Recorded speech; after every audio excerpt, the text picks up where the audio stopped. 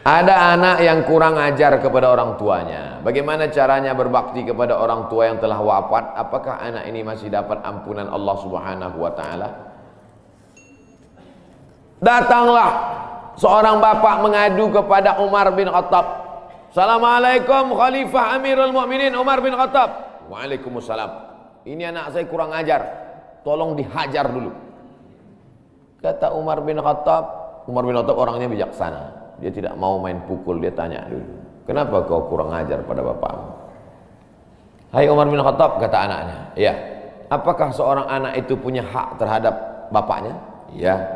Apa hak anak? Mencarikan ibunya yang solihah, memberikan nama yang baik, memberikan makanan yang halal. Itu hak anak. Kata anaknya, ibuku tidak baik, makanku tidak halal, namaku pun tak baik. Apa kata Nabi kepada bapaknya? Apa kata Umar kepada bapaknya? Laqad aqaqtahu qabla an ya'aqqa alaik. Sebelum anakmu durhaka kepadamu, kau sudah durhaka duluan kepada anakmu. Jadi kalau begitu, ada anak durhaka, ada bapak Ini jangan sampai anak bapak tahu. Nanti dia pulang, anak durhaka kok. Dia senyum, kau bapak durhaka. Ibunya tak baik, namanya tak baik, makannya tak baik. Kasih dia nama yang baik, kasih dia makan yang halal. Kadang-kadang kenapa otaknya tak lurus? Karena makannya tak halal. Dikasih dia makan riswah, makan sogok, makan haram. Kenapa kau kasih makan haram? Gimana lah Pak Ustadz, yang haramnya aja pun payah. Astagfirullah. Allah sediakan alam semesta begitu banyak yang halal. Kenapa kau kasih dia makan haram? Jangan pernah kasih anak makan haram. Pesan kakek saya, datuk saya, kalau bahasa kampungnya grandfather.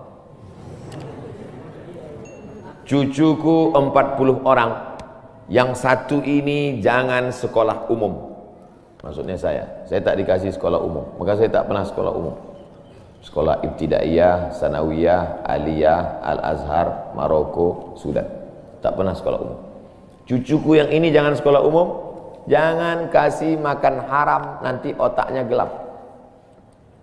Cucuku yang ini jangan kalian kasih makan haram, nanti otaknya gelap. Pesan itu disampaikan almarhumah mak saya ke saya.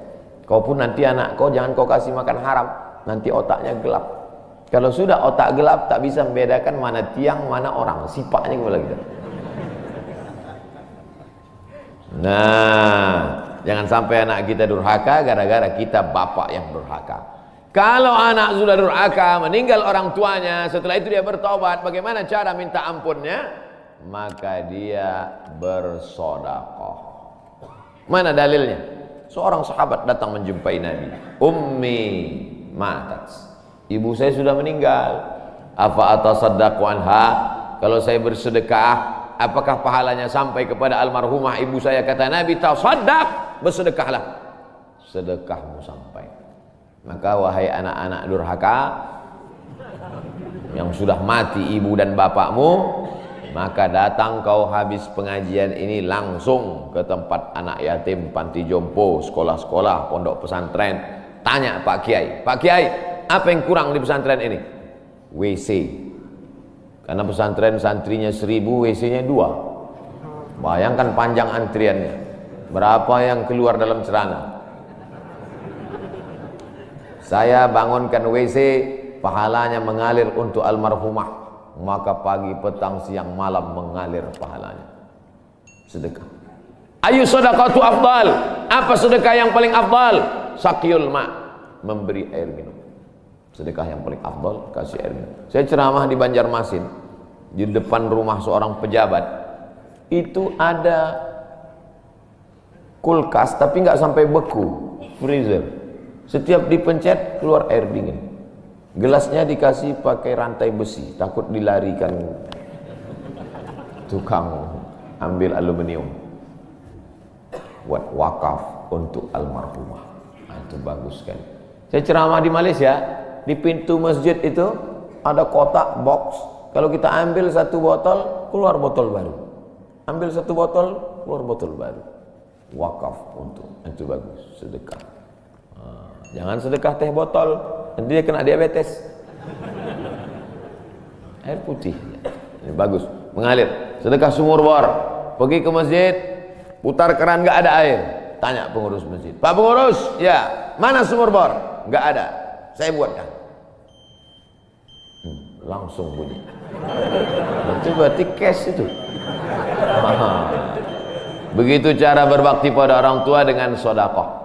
Tapi Pak Ustadz, saya jangankan sodakoh, makan saya pun Senin Kamis Pak Ustadz doa, Allahumma maghfir lahu warhamhu wa'afihi wa'fu anhu. Bangun tengah malam, Rabbighfirli wali walidayya warhamhuma kama rabbayani shaghira. Apa itu bid'ah? Bid'ah membuat sesuatu yang tidak dibuat oleh Nabi Muhammad SAW. Tidak ada dalilnya dari 3 aspek: qauli, fi'li, taqriri.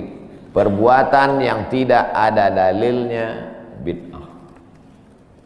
Jangan dikatakan perbuatan yang tidak dibuat Nabi bid'ah. Perbuatan yang tak ada dalilnya bid'ah. Karena kalau dikatakan yang tidak dibuat Nabi bid'ah, Nabi tidak pernah pakai peci. Tunjukkan saya mana hadis Nabi pakai peci. Berarti peci ini bid'ah. Nabi mimbarnya tangganya dari depan. Ini masjid tangganya dari belakang. Berarti mimbar ini bid'ah. Mimbar Nabi tangganya dari depan, 3 lantai, 1, 2, 3. Jadi yang dimaksud dengan bid'ah perbuatan yang tidak ada dalilnya. Misalnya jam 12 siang ada bapak-bapak di panas terik tegak menghadap matahari. Pak, bapak ngapain? Aku mengagungkan Allah di bulan Rajab. Bid'ah itu. Karena tidak ada dalilnya sama sekali. Tapi selama ada dalilnya, tidak boleh kita katakan orang itu melakukan perbuatan bid'ah. Malam Jumat baca Yasin. Kumpul 10 orang baca Yasin. Yasin wal Qur'anil Hakim. Innaka laminal mursalin. Bid'ah. Loh. Coba lihat dalilnya. Yang dibacanya itu Quran apa Quran? Quran. Baca Quran apa pahala? Yasin itu Quran atau enggak Quran? Quran. Man qara'a Yasin fi lailatin, siapa yang baca Yasin suatu malam, asbaha maghfuran lah. Subuhnya sudah diampuni dosanya. Mestinya baca Quran itu semua, tapi karena dia enggak sanggup semua, dia pilih hati Quran. Hati Quran itu Yasin. Sentuhlah dia tepat di hatinya, dia akan jadi milikmu untuk selamanya. Makanya orang sebelum ngapal Quran semua, yang dihafal hatinya dulu. Itu sebelum ngapal Quran, yang dihafal hatinya dulu. Apa hati Quran? Ya Yasin. Tapi jangan hatinya aja seumur hidup, yang lain juga. Nah, jadi jangan salahkan orang baca Yasin. Baca Yasin bid'ah. Loh, Yasin kan Quran. Baca Yasin malam Jumat nggak masalah, seumur hidup baca Yasin masalah, karena banyak surat yang lain. Baca juga Al-Fatihah, Al-Baqarah, Al-Nisa, Ali Imran, An-Nisa, Al-Maidah, Al-An'am. Nah, jadi mudah. Perbuatan tidak ada dalilnya bid'ah. Selama ada dalilnya tidak bid'ah.